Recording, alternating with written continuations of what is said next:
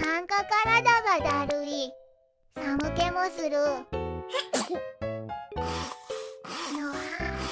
こりゃ風邪ひいたかな。病院に行かないと。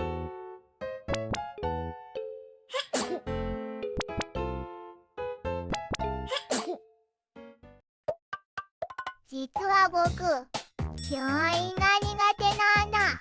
まあ病院が好きな人なんていないか。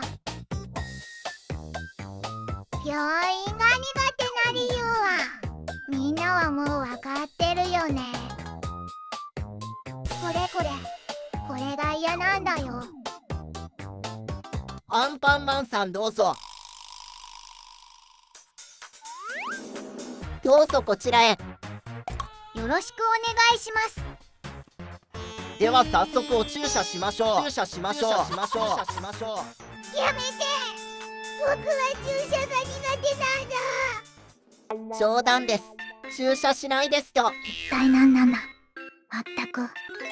お薬飲めばすぐに良くなりますから、帰ったらお薬飲んでくださいね。なんだ、薬飲むだけでいいんだ。